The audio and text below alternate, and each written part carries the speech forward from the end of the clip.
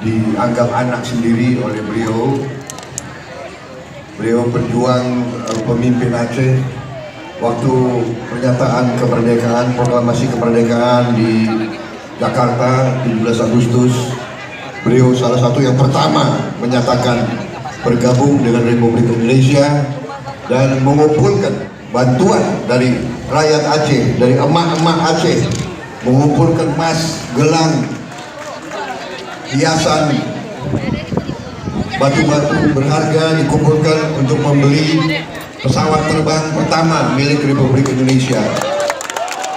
Jadi pesawat terbang pertama milik Republik Indonesia itu sumbangan rakyat Aceh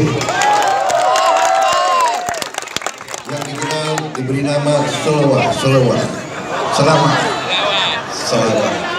yang merupakan cikal bakal dari bukan saja Garuda, tapi Angkatan Udara Republik Indonesia.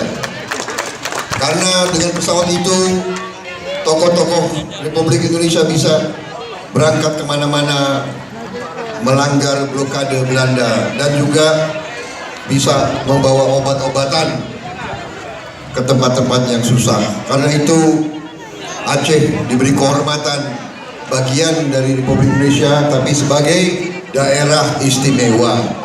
Karena perjuangan rakyatnya, karena sejarah Aceh yang demikian gemilang, demikian membanggakan kita semua bahwa rakyat Aceh tidak pernah menyerah kepada penjajah.